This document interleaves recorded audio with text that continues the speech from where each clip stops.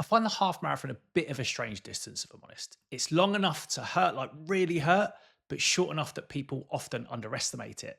And if you've run one recently or you're building towards your first, there's a decent chance that sub 2 hours is sitting in the back of your head as the target. Maybe you finished in 2:08, maybe you were right on the edge and it slipped away in those last 3 kilometers or so, or maybe you've absolutely no idea if you can even run it yet. This video is going to tell you which one applies to you. We'll cover whether sub 2 is actually within your reach right now, what the specific gaps are if it isn't, and the exact changes that will get you there faster. Quick bit of context, I run a 2:42 marathon, and the half marathon sits right in the middle of that distance that I've spent the most time thinking about.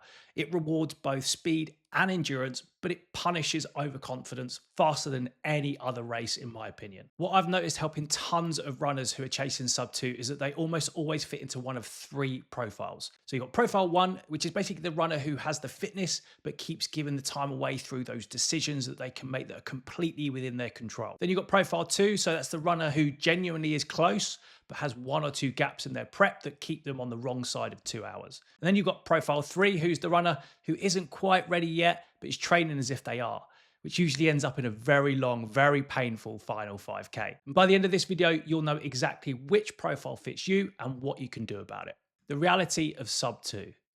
Let's start with what sub 2 actually demands, because I think most runners have a vague sense of it without ever actually doing the math. So sub 2 half marathon pace is 5:41 kilometer or 9:09 a mile. Hold that for 21.1 kilometers. That's it. Dead easy. And the challenge isn't actually the pace itself. Most runners can hit that 5:41 or 9:09 for a kilometer or two without much trouble. But the challenge is actually that accumulation, because every kilometer you run, you're carrying the weight of those ones before it. So by 17 and 18, that pace demands something that's fundamentally different to what it demanded at that first 3K, 4K mark. People often benchmark themselves using shorter races and assume that the translation is straightforward and linear. I've got news for you, it isn't, because a 10K time gives you a much better and more accurate signal than a 5K time would. And a real indicator that you're in the right neighborhood for sub 2 in a 10K is somewhere around the 54 to 56 minutes mark. I'll put a link to my free race time equivalent tool in the link below so you can see how marathon and 5K times map out too. But if you're sitting significantly slower than that right now, a sub 2 is your A goal for the next race. There's a gap between where your fitness is and where your ambition is. Now, that's not a bad thing. It just means that the preparation needs to reflect that honestly. Now, if you're around or inside that benchmark, the question then becomes a bit different.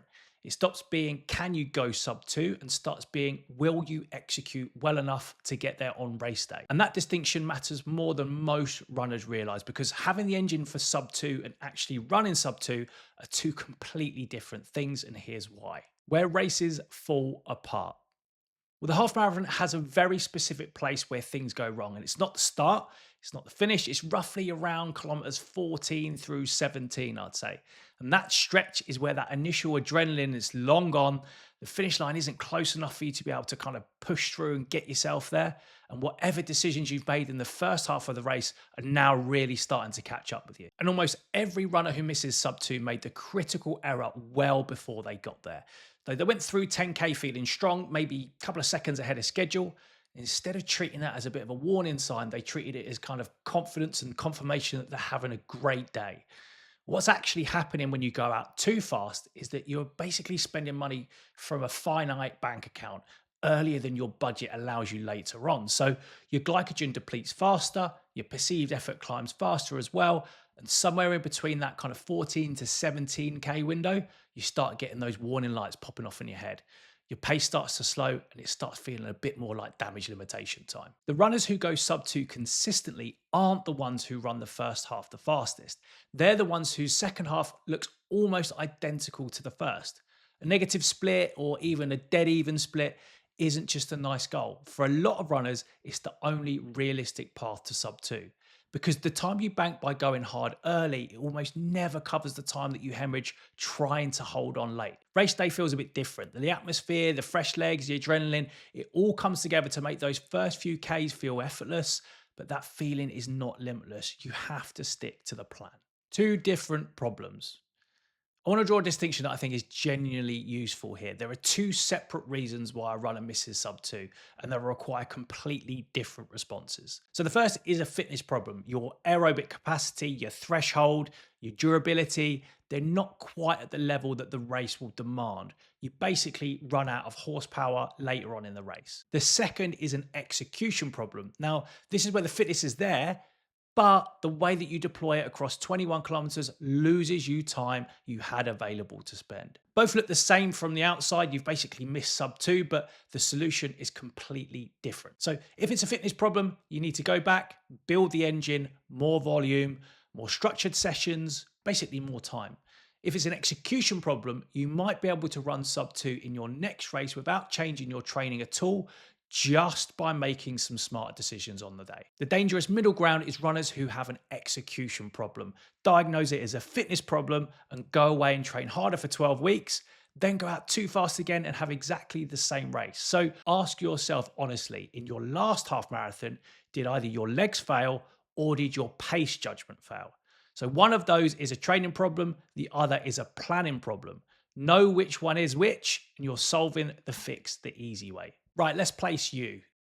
So profile one, the fitness is there, the execution isn't. And you'll know that if your 10K is somewhere around that 54 to 57 minutes, you're getting consistent weeks in, you're doing 35 to kind of 50K roughly, and you finished your last half marathon in 202 to 208-ish, but it fell apart late. Not gradually, but in kind of like a specific patch. If that sounds familiar, here's what you need to do. You're basically not a runner who needs to get fitter. You're a runner who needs to race more intelligently.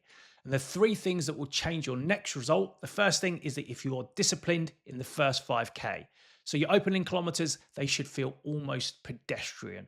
If they feel great, you're probably going a bit too fast. Fuel in on a timetable. So not by feel, take something in and around that 40 to 45 minute mark, regardless of how you're feeling at that point. If you basically wait until you need it, it's already too late. And then those race specific long runs. So not just covering the distance, running the last quarter at goal pace or close to it. So your legs have that memory of what sub two pace feels like when you're already loaded. The gap between where you are and sub two is smaller than you think. It's mostly between your ears and in your race plan. Then there's profile two. So you're close, but one or two key pieces are missing from your training. And this is probably the most common profile out there. So you might be running 25 to 40 kilometers or so a week. Your recent halves are sitting somewhere in the region of 210 to 220. You're training, but there's no real strategy that connects week to week. So you're not far, but right now there's a ceiling on what race day execution can actually deliver because the training hasn't quite built that platform yet. Now, the usual reasons for that is that the long runs, they don't go long enough. So if you're doing 16K in your longest run, the final quarter is still going to feel like unfamiliar territory. And that unfamiliar territory at race pace is where things will start to unravel. So this isn't marathon where you kind of hear that you shouldn't do a full marathon in training.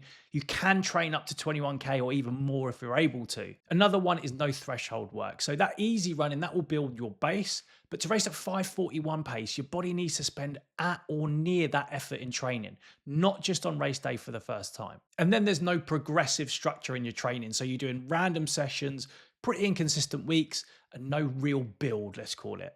That fitness comes from stacking load intelligently every time, not from those individual hero workouts that you're doing. What you're going to need is a focused 10 to 14 week block with a clear shape to it. So volume building gradually, long runs that reaches 20 to 22 kilometers, and one or two sessions a week that have a very specific purpose to them. Sub 2 for Profile 2 is very much on the table. It just needs the preparation to match that ambition of yours. Profile 3 is that you're not there yet, and that's a position, not a verdict. So if your weekly mileage is under 20, 25K, your long run doesn't kind of regularly exceed anything over 12 to 14K, or you've never run a half marathon before, sub 2 in your next race is probably a little bit out of reach.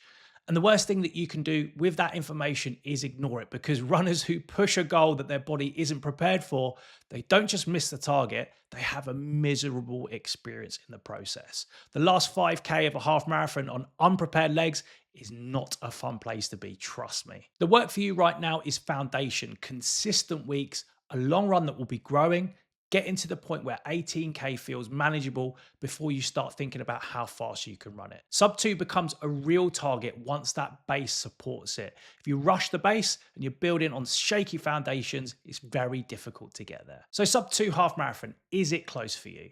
Maybe, probably closer than you think if the fitness is there and the execution has been a bit of an issue.